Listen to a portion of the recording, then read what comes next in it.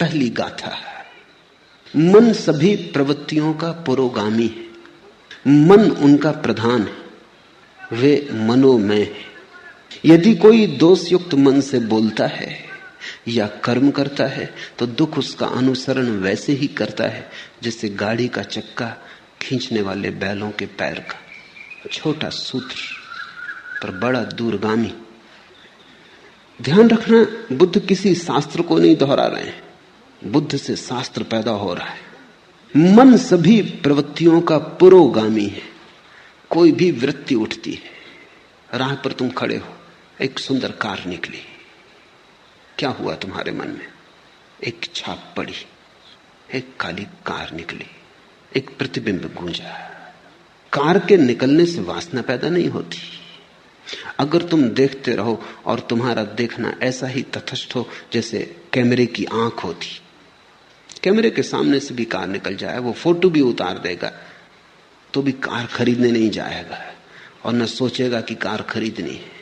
अगर तुम वहां खड़े हो और कैमरे जैसी तुम्हारी आंख है, तुमने सिर्फ देखा, काली कार गुजर गई, चित्र बना गया, एक छाया आई गई, कुछ भी कठिनाई नहीं। लेकिन जब ये काली छाया कार की तुम्हारे भीतर से निकल रही, तब तुम्हारे मन में एक कामना जगी, ऐसी कार मेरे पास हो। मन में एक विकार उठा, एक लहर उठी, जैसे पानी में किसी ने कंकड़ फेंका और लहर उठी। कार तो जा चुकी, अब लहर तुम्हारे साथ है। अब ये लहर तुम्हें चलाएगी। तुम धन कमाने में लगोगे, या तुम चोरी करने में लगोगे, या किसी की जेब काटोगे। अब तुम कुछ करोगे। अब वृत्ति ने तुम्हें पकड़ा। अब वृत्ति तुम्हारी कभी क्रोध करवाएगी अगर कोई बाधा डालेगा।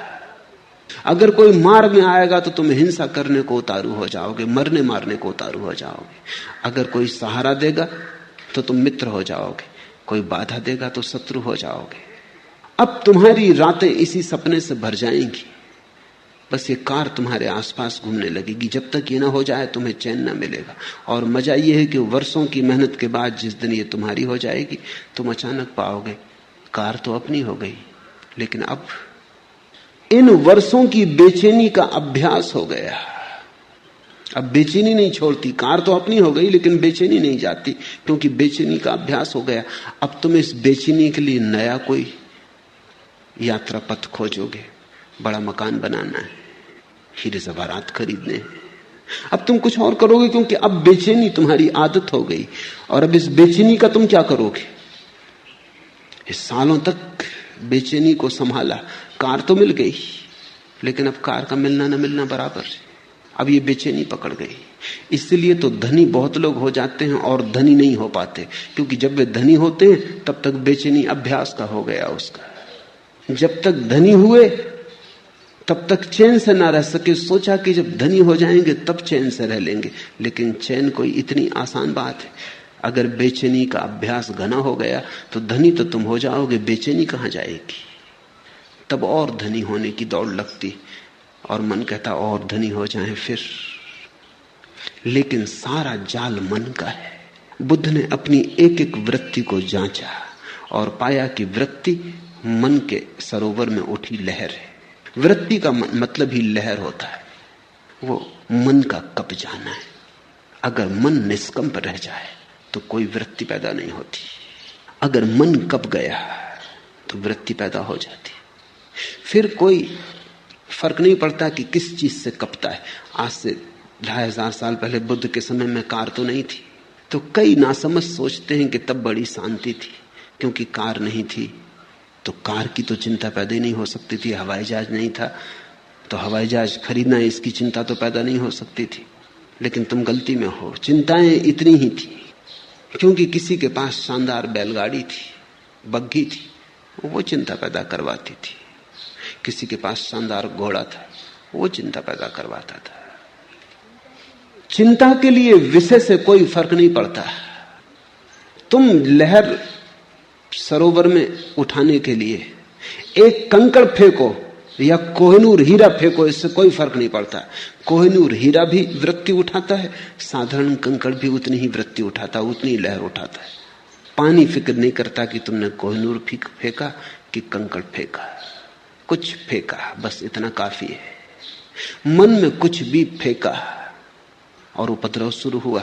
मन सभी प्रवृत्तियों का पुरोगामी, मन उनका प्रधान है, वे मनोमय है। यदि कोई दोषयुक्त मन से बोलता है या कर्म करता है तो दुख उसका अनुसरण वैसे ही करता है जैसे गाड़ी का चक्का खींचने वाले बैलों के पैर का। बुद्ध ने एक सूत्र पाया, जीवन में दुख है, हम भी जीवन में दुखी हैं। और जब हमें दुख पकड़ता है तो हम पूछते हैं किसने दुख पैदा किया, कौन मेरा दुख पैदा कर रहा है? पत्नी, पति, बेटा, बाप, मित्र, समाज, कौन मेरा दुख पैदा कर रहा है? आर्थिक व्यवस्था, सामाजिक ढांचा, कौन मेरा दुख पैदा कर रहा है? मार्क्स से पूछो तो वो कहता है दुख पैदा हो रहा है क्योंकि समाज का आर्थिक ढांचा गलत है, गरीबी है, अमीरी है, इसलिए दुख पैदा हो रहा है। फ्रायड से पूछो तो वो कहता है दुख इसलिए पैदा हो रहा है कि मनुष्य को अगर उसकी वृत्तियों के प्रति पूरा खुला छोड़ दिया जाए तो वो जंगली जानवर जैसा हो जाता है। दुख पैदा होगा उससे, सभ्यता नष्ट हो जाएगी। अगर उसे संभाला बुझाया जाए, तैयार किया जाए, परिष्कृत किया जाए तो दमन हो जाता है। दमन होने से दुख पैदा होता है। इसलिए फ्रायड ने कहा दुख कभी भी ना मिटेगा। अगर आदमी को बिल्कुल खुला छोड़ दो तो मारकाट हो जाएगी, क्योंकि आदमी के भीतर 1000 तरह की जानवरी वृत्तियां हैं। अगर दबाओ, ढंग का बनाओ, सज्जन बनाओ तो दमन हो जाता है। दमन होता है तो दुख होता रहता है, वृत्तियां पूरी नहीं हो पाती। पूरी करो तो मुसीबत, न पूरी करो तो मुसीबत। तो फ्रायड ने तो अंत में कहा कि आदमी जैसा है कभी सुखी हो ही नहीं सकता, सुख असंभव है। फ्रायड और मार्क्स, इनका विश्लेषण ही अगर अकेला विश्लेषण होता तो पक्का है कि आदमी कभी सुखी नहीं हो सकता, क्योंकि रूस में गरीब अमीर मिट गए लेकिन दुख नहीं मिटा। गरीब अमीर मिट गए तो दूसरे वर्ग खड़े हो गए। कोई पद पर है, कोई पद पर नहीं है, कोई कम्युनिस्ट पार्टी में है, कोई कम्युनिस्ट पार्टी में नहीं है। जो पद पर है वो इतना शक्तिशाली हो गया है जितना धनी पुराने दिनों में कभी भी न था, और जो पद पर नहीं है वो इतना निर्बल हो गया है जितना भूखा भिखमंगा गरीब कभी नहीं था। धनी के हाथ में इतनी ताकत कभी नहीं थी जितनी रूस में पदाधिकारी के हाथ में। संघर्ष वहीं के वहीं खड़ा है, भेद वहीं के वहीं खड़ा है। वर्ग नए बन गए, पुराने मिटे। तो कुछ ऐसा लगता है आदमी बीमारी बदलता जाता है। क्रांतियों के नाम से केवल बीमारी बदलती, कुछ भी बदलता नहीं। ऊपर के ढंग बदलते हैं, भीतर का रोग जारी रहता है। सब क्रांतियां व्यर्थ हो गई। सिर्फ बुद्ध की एक क्रांति अभी भी सार्थकता रखती। बुद्ध कहते हैं तुम्हारे मन में ही कारण है। बाहर खोजने गए, पहला कदम ही गलत पड़ गया, अब तुम ठीक कभी ना हो पाओगे। तुम्हारे मन में ही दुख का कारण है। जब भी तुम किसी को दुख देना चाहते हो तुम दुख पाओगे। जब भी तुम दुख देने की आकांक्षा से भरे किसी विचार के पीछे जाते हो तुम दुख के बीज बो रहे हो। दूसरे को दुख मिलेगा या नहीं मिलेगा, तुम्हें दुख जरूर मिलेगा। तुम अगर आज दुख पा रहे हो तो बुद्ध कहते हैं कल बोए बीजों का फल है। और अगर कल तुम चाहते हो दुख न पाओ तो आज कृपा करना, आज बीज मत बोना। यदि कोई दोषयुक्त मन से बोलता है, सोचता है, व्यवहार करता है या वैसे कर्म करता है तो दुख उसका अनुसरण वैसे ही करता है जैसे गाड़ी जाती तो बैलों के पीछे चाक चले आते। तुम्हारे मन में अगर किसी को भी दुख देने का जरा सा भी भाव है तो तुम अपने लिए बीज बो रहे हो, क्योंकि तुम्हारे मन में जो दुख देने का बीज है वो तुम्हारे ही मन की भूमि में गिरेगा, किसी दूसरे की मन की भूमि में नहीं गिर सकता। बीज तो तुम्हारे भीतर है, वृक्ष भी तुम्हारे भीतर ही होगा, फल भी तुम ही भोगोगे। अगर बहुत गौर से देखा जाए तो जब तुम दूसरे को दुख देना चाहते हो तब तुमने अपने को दुख देना शुरू कर ही दिया। तुम दुखी होने शुरू हो ही गए। तुम क्रोधित हो, किसी पर क्रोध करके उसे नष्ट करना चाहते हो, उसे तुम करोगे या नहीं ये दूसरी बात है, लेकिन तुमने अपने को नष्ट करना शुरू कर दिया। बुद्ध कहते थे क्रोध से बड़ी कोई मूढ़ता नहीं, दूसरे के कसूर के लिए तुम अपने को दंड देते हो। एक आदमी ने तुम्हें गाली थी, कसूर उसका होगा, अब क्रोधित तुम हो रहे हो, दंड तुम अपने को दे रहे हो, कसूर उसका था। इससे ज्यादा मूढ़ता और क्या हो सकती? उसने गाली दी, उसकी समस्या है, तुम क्यों बीच में आते हो? तुम गाली मत लो, लेने पर निर्भर है, लेना आवश्यक नहीं। आप मुझे गाली दे सकते हैं लेकिन लेने पर थोड़ी मजबूर कर सकते। देना आपके बस में, लेना मेरे बस में। उस मालकियत को मुझसे कोई कभी नहीं छीन सकता। मैं कह सकता हूं कि नहीं लेता, फिर तुम क्या करोगे? तुम्हारी गाली तुम्ही पर लौट जाएगी। तुमने गाली देने के लिए जो तैयारी में दुख भोगा वो भोगा, अब गाली लौटेगी तब तुम जो दुख भोगोगे वो भोगोगे। जब हम किसी चीज को अपने मन के भीतर ले लेते तभी वो सक्रिय हो जाती, और दूसरे से लेने की कोई जरूरत नहीं है। तुम अपने भीतर ही इतने दुख के बीज पैदा करते रहते हो अकारण। मैं कलकत्ते में एक मित्र के घर मेहमान होता था। उनके पास सबसे बढ़िया कोठी है कलकत्ते में, ठीक कहना चाहिए, अब नहीं, अब एक दूसरी कोठी खड़ी हो गई, पड़ोस में ही खड़ी हो गई। जब मैं उनके घर मेहमान होता था तो वो हमेशा अपने मकान में मुझे ले जाते। कई बार दिखा चुके थे मगर फिर दिखाते, उनका रस खत्म नहीं होता था। स्विमिंग पूल, बगीचा सब दिखाते। उनकी आदत थी, ये मान के मैं जब भी वो दिखाते फिर इस तरह उत्सुकता लेता जैसे कभी नहीं देखा है। मगर आखिरी बार जब उनके घर गया तो उन्होंने मकान ना दिखाया। मैं थोड़ा हैरान हुआ, क्या ये आदमी बदल गया? मैंने पूछा कि क्या मामला है, मकान नहीं दिखलाइएगा?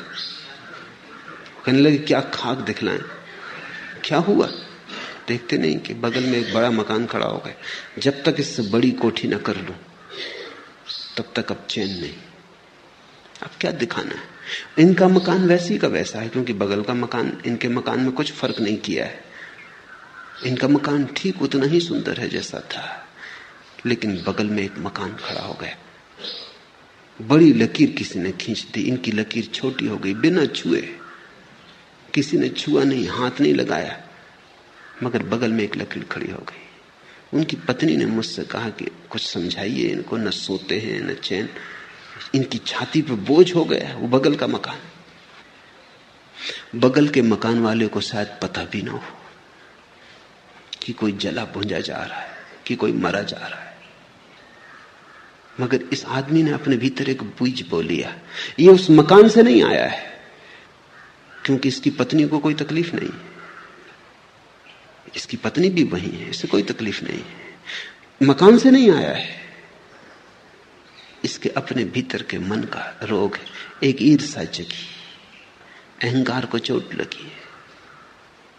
मैंने उनसे कहा कि मैं सदा जानता था कभी न कभी ये झंझट होगी। आप अपने मन में अपने मकान का इतना रस लेते कि कोई भी मकान अगर खड़ा हो गया तो आप जी ना सकोगे। क्योंकि सदा आपको देख के मुझे ऐसा लगा ये मकान आपके लिए नहीं है, आप मकान के लिए हो। आप मालिक नहीं हो, ये मकान मालिक है। आप वस्तु को अपना सब संभाल दिए, दे दिए वस्तुओं को, आप गुलाम हो गए। मुझे डर था कि कभी न कभी ये होगा, कोई मकान बड़ा बगल में खड़ा हो जाएगा तो तुम न झेल पाओगे। वो रुग्ण रहने लगे जब से वो मकान बन गया। मन में सारा खेल है। यही जिंदगी मुसीबत, यही जिंदगी मसरत, यही जिंदगी हकीकत, यही जिंदगी फसाना। कैसी मन की व्याख्या है, कैसे तुम देखते हो, कैसे तुम सोचते हो, कैसी तुम व्याख्या करते हो जीवन की, सब उस पर निर्भर है। मन सभी प्रवृत्तियों का पुरोगामी है, मन उनका प्रधान है।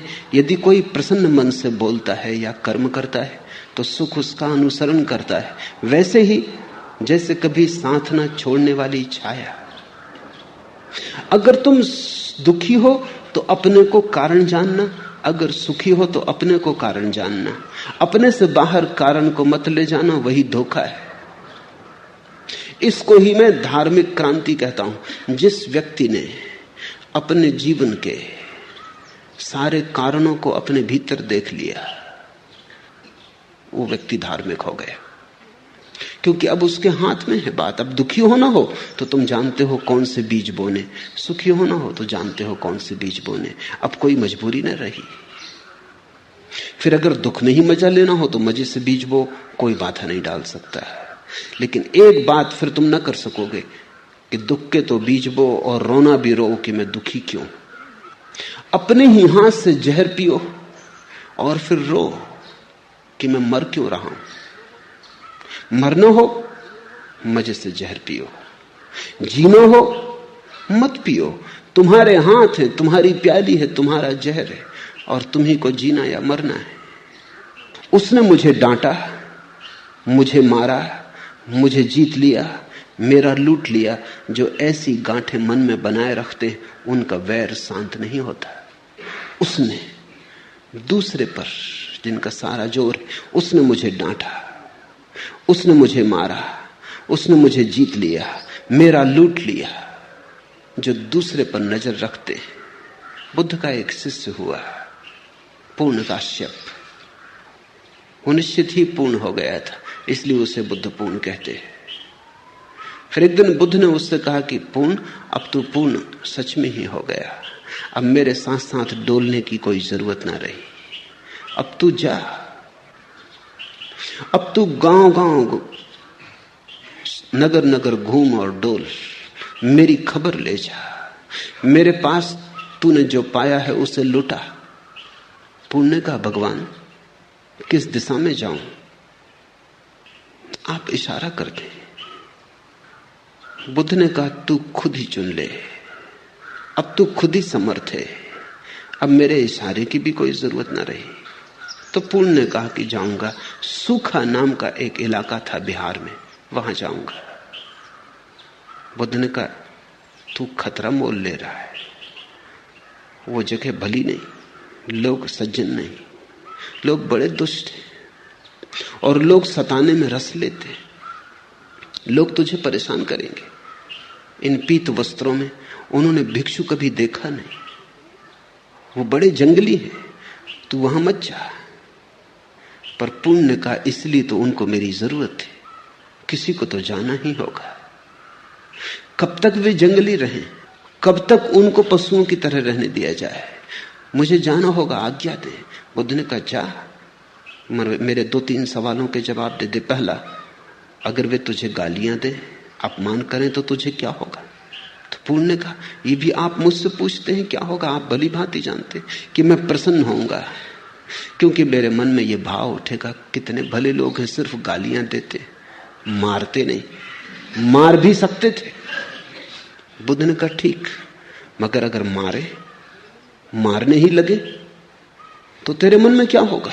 पूर्ण ने कहा, आप पूछते, आप भली भांति जानते कि पूर्ण प्रसन्न होगा कि धन्य भाग कि मारते हैं, मार ही नहीं डालते, मार भी डाल सकते थे।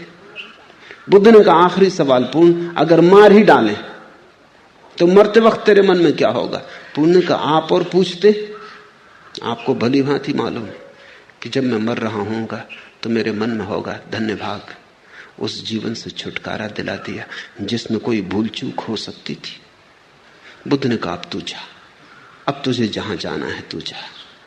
अब तुझे कोई गाली नहीं दे सकता, अब तुझे कोई मार नहीं सकता, अब तुझे कोई मार डाल नहीं सकता।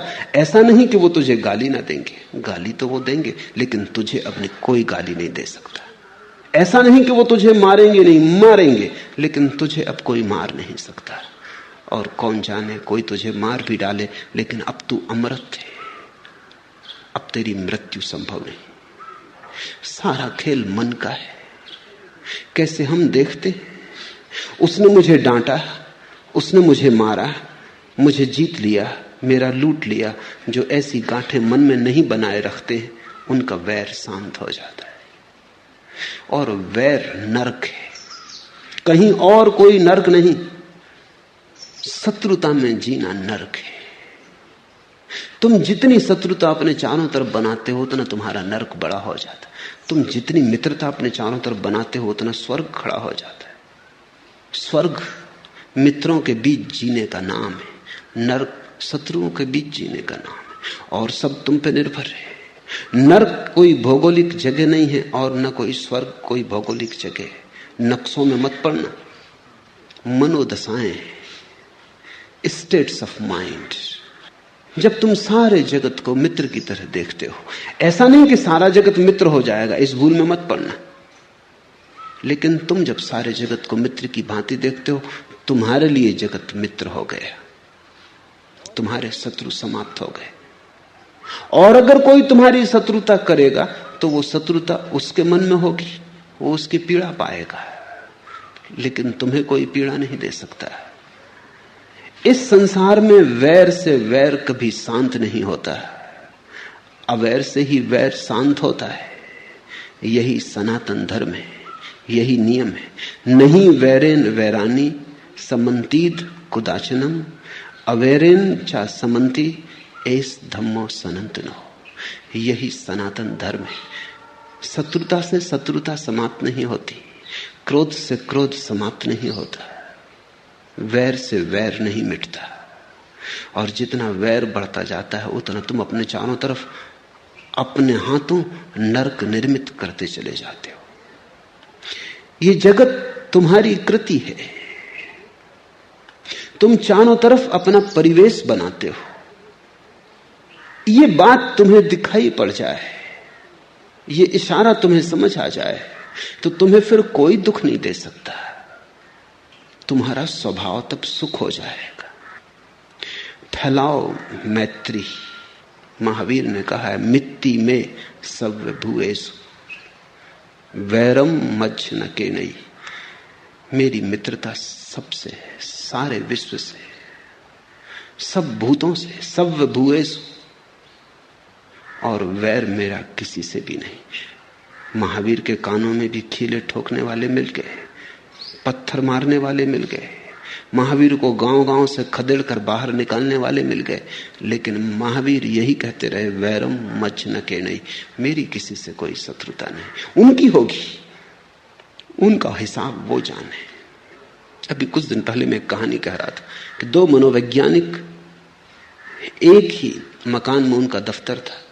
रोज सुबह आते, लिफ्ट में सवार होते, अक्सर सांस सांस सवार होते। वो जो लिफ्ट को चलाने वाला सेवक था वो बड़ा हैरान था। जब भी वे दोनों सांस सांस जाते तो पहले एक मनोवैज्ञानिक उतरता 10वीं 12वीं मंजिल पे कहीं। जब भी वो उतरता दरवाजे से लौट के दूसरे मनोवैज्ञानिक के ऊपर थूकता, चला जाता अपनी तरफ, और दूसरा चुपचाप अपना रुमाल निकाल के अपना मुंह पहुंच लेता, टाई पहुंच लेता, या कोट पे पड़ गया होता थूक पहुंच लेता, रख लेता और अपना बस तैयारी करने लगता, क्योंकि 15वें या 20वें मंजिल पर उसको उतरना। आखिर उस लिफ्ट मैन को और संभालना मुश्किल हो गया। एक दिन उसने कहा कि बात बहुत हो जा रही, ये मामला क्या है, ये आदमी क्यों आपके ऊपर थूकता है?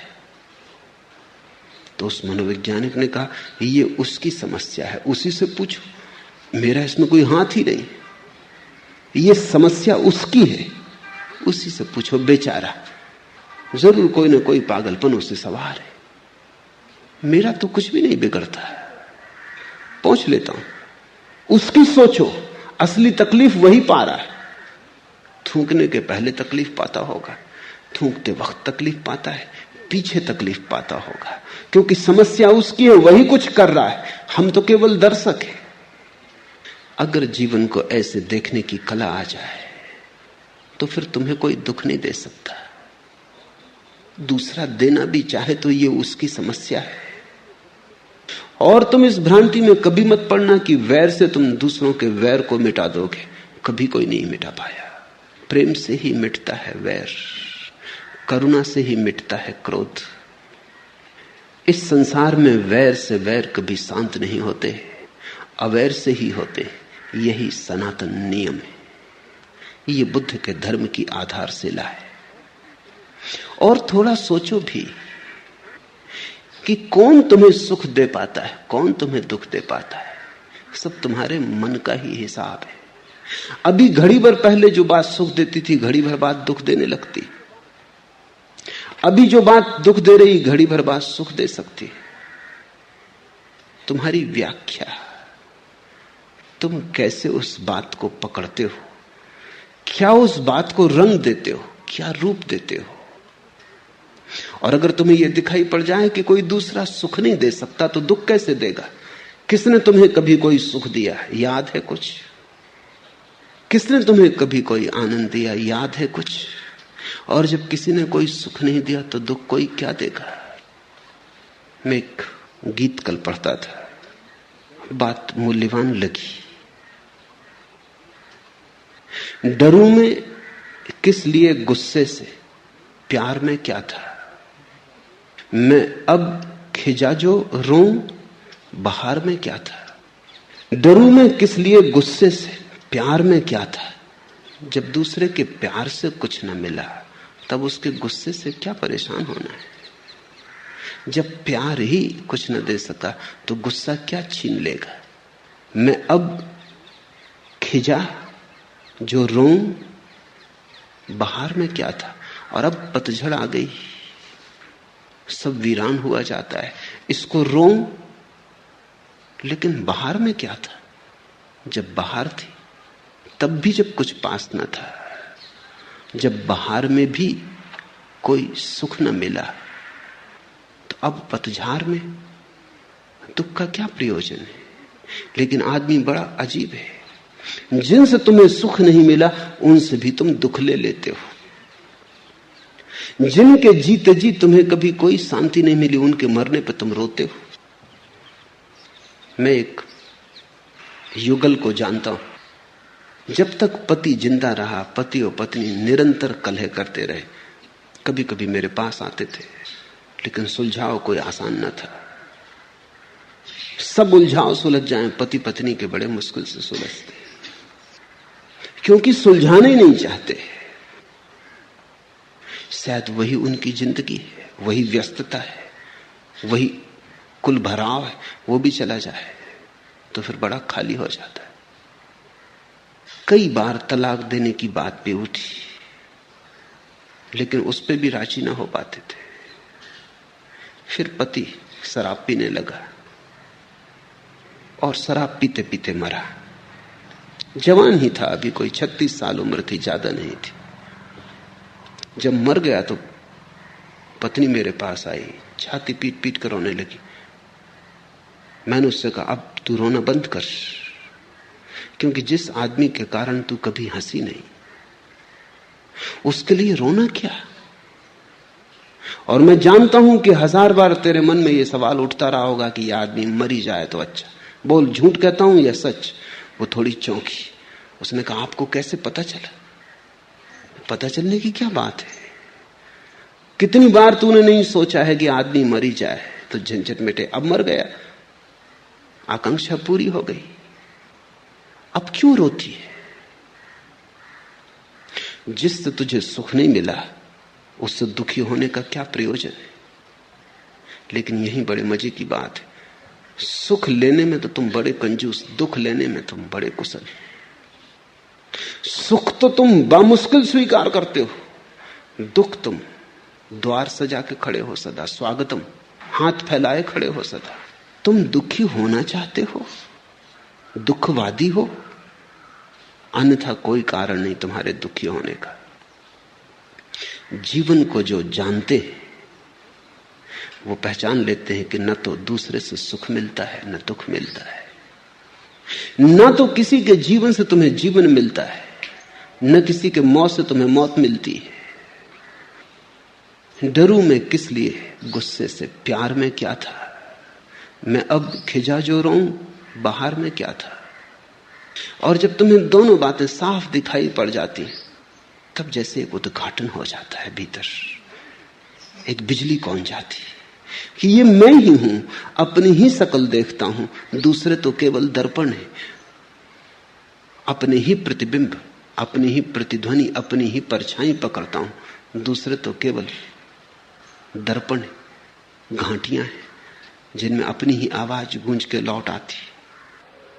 इसे बुद्ध एस धम्मो सनातनो कहते हैं। यही धर्म का सनातन सूत्र है। न परमात्मा, न मोक्ष,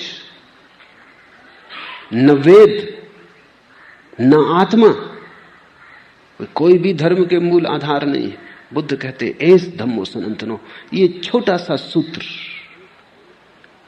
कि तुम्हारे दुख के कारण तुम हो, तुम्हारे सुख के कारण तुम हो, और दूसरे को दुख देने से तुम कभी सुख न पा सकोगे, दूसरे को सताने से कभी तुम उत्सव न मना सकोगे।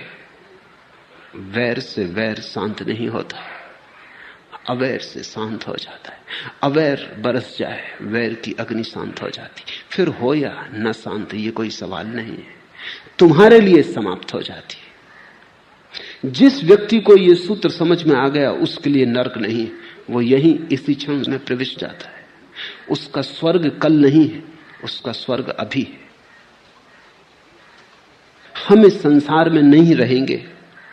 सामान्य जन ये नहीं जानते, और जो इसे जानते हैं उनके सारे कलह शांत हो जाते। बड़ी थोड़ी देर का बसेरा है, रैन बसेरा। सुबह हुई और चल पड़ेंगे यात्री। ये कारवां यहीं ठहरा ना रहेगा।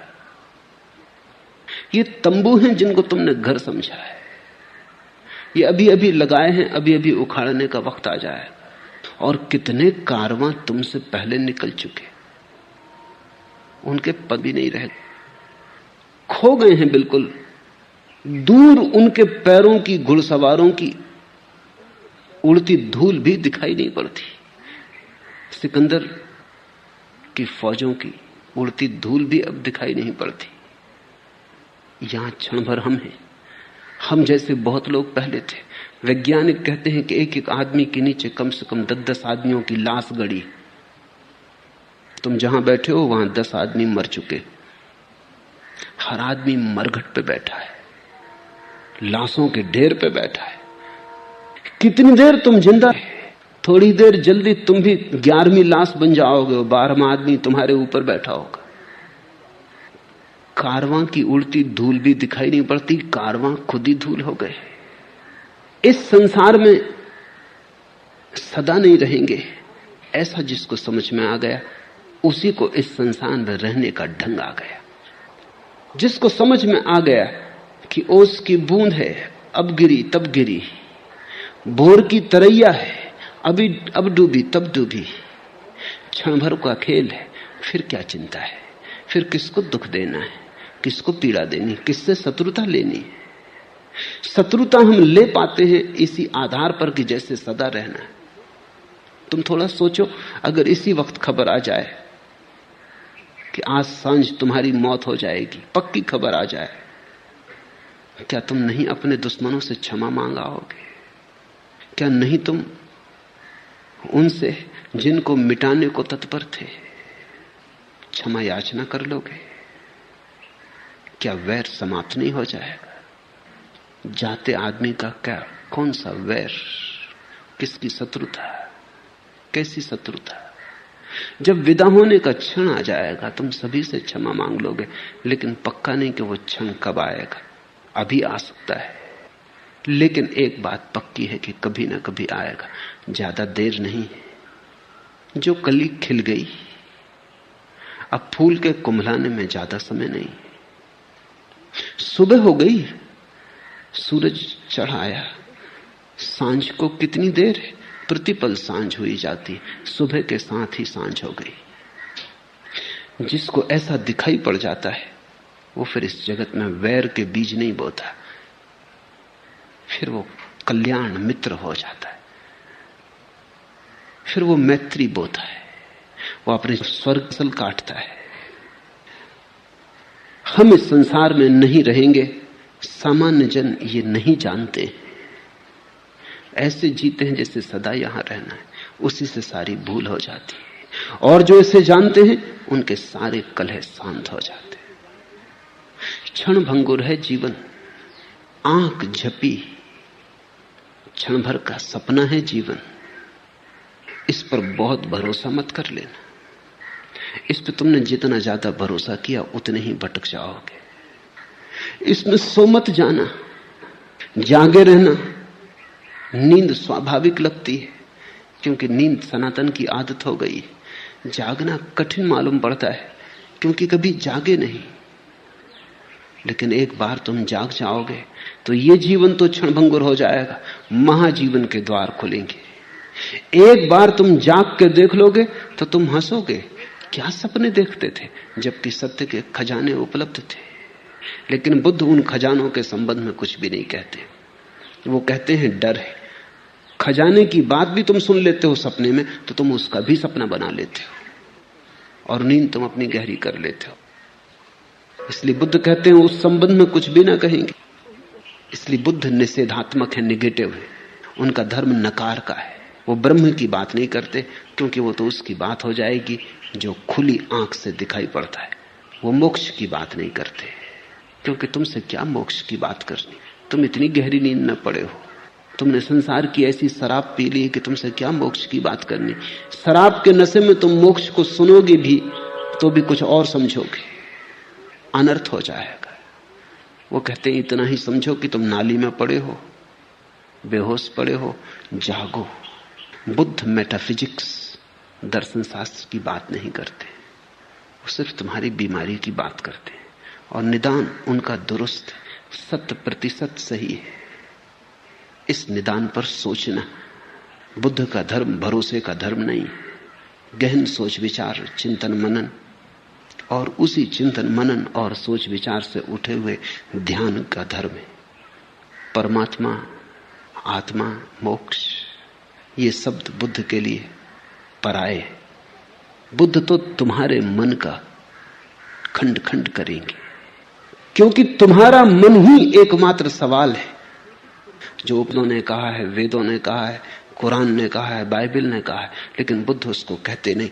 इस बात को स्मरण रखना, जो पाना है वो पाकर ही जाना जाएगा। उसकी चर्चा व्यर्थ है और उसकी चर्चा खतरनाक है। जैन फकीर हैं जापान में, बुद्ध को प्रेम करते हैं, सुबह सांझ पूजा करते हैं, लेकिन वे कहते हैं अगर बुद्ध का भी बहुत ज्यादा विचार मन में आने लगे और बुद्ध के प्रति भी बहुत ज्यादा लगाव बनने लगे तो सावधान, कहीं नींद में नया सपना तो नहीं आता। तो रास्ते पे जाएं, उठा के तलवार काट देना। बोकुजू अपने गुरु के पास था, उसके गुरु ने कहा कि देख अब वो खतरा करीब आ रहा है जब बुद्ध तुझे रास्ते पे मिलेंगे, तू डरना मत, लगाव भी मत करना, राग मत लगाना, उठा के तलवार काट देना, 2 टुकड़े खंड खंड कर देना बुद्ध के। चाहे तोड़ के नमस्कार कर लेना, लेकिन पहले तोड़ देना। बोकुजू ने कहा लेकिन तलवार, कहां से तलवार लाऊंगा वहां? गुरु ने कहा घबरा मत, जहां से बुद्ध को लाया कल्पना का सब जाल है, वहीं से तलवार भी ले आना।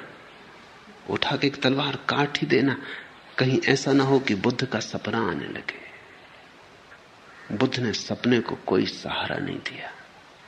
बुद्ध से बड़ा मूर्ति भंजक जगत में नहीं हुआ है।